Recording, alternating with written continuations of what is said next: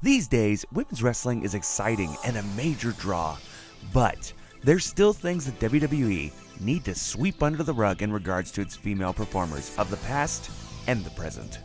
10 things WWE wants you to forget about their women's division. Santino Marella.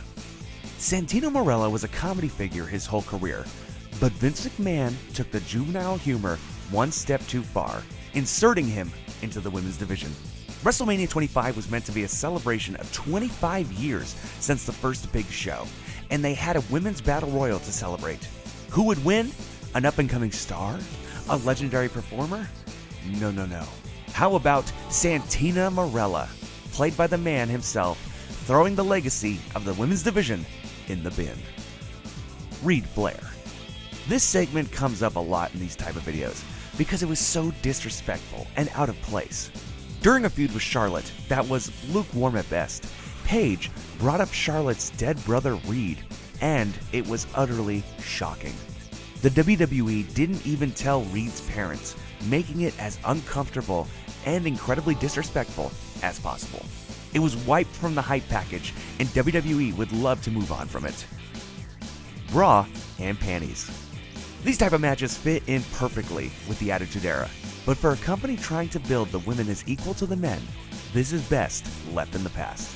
Sure, we saw ladies who were in the WWE for their sex appeal and compete in these matches, but we also saw legends like Lita and Trish Stratus. Whether you think this hurts the current women or not, it's just something WWE don't want to show off, considering how far they've come with the treatment of this division. The adult industry.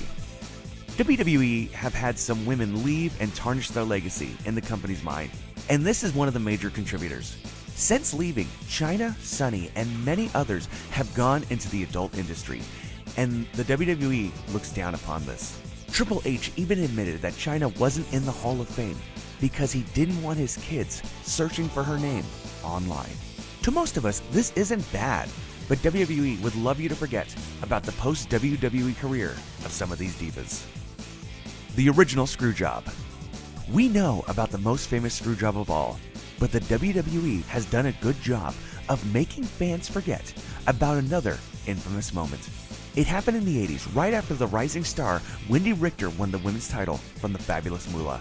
In a defense later on, she faced the Spider, who completely threw the booking out the window, forcefully pinning her for the win. It turned out to be Moolah, and Richter left the arena in anger, straight away, never to return. She was inducted into the Hall of Fame recently, but this moment slipped the WWE's mind when reminding fans of who she was. Trashing the title.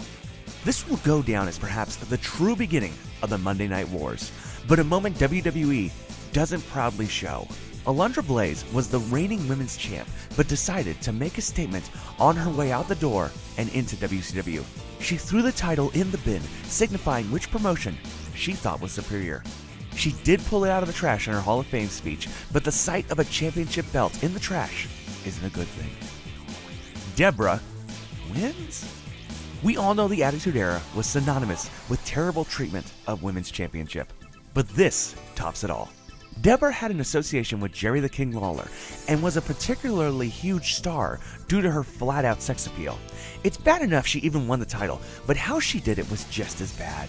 She competed in an evening gown match and would win by removing Sable's garments. She was stripped, but Shawn Michaels declared the loser would be the winner. So Deborah won the women's title by losing the match. Yep. Pink slip or Playboy. Lita is seen as one of the greatest in history, and WWE would love you to forget this incredibly distasteful moment. It was all a work, but it was mixed in with some real-life backstage tension. You see, Lita had turned down posing in Playboy for real. So, storyline-wise, Eric Bischoff tried to force Lita to pose nude for Playboy, or else she would be fired. It was a simple way to garner him heel heat, but it was just completely unnecessary and should be forgotten. Barking like a dog. Trish Stratus has been remembered as one of the best wrestlers of all time. So, this is something they'd love you to forget. It wasn't just as a segment. As Trish's early career, she was treated as nothing more than an object for the McMahon family.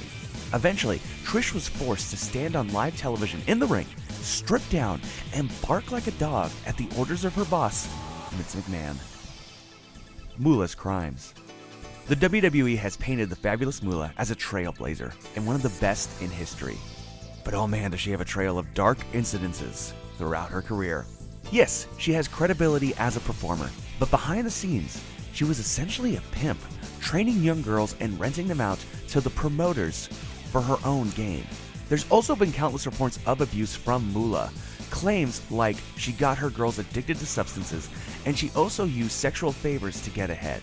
She's now in the Hall of Fame, so WWE have obviously forgotten, because they wouldn't want you to remember one of the best of all time associated with such depravity. Don't forget to like this video, share it, and subscribe, and remember to be grateful for the women's wrestling we have today, because fans of old weren't so lucky.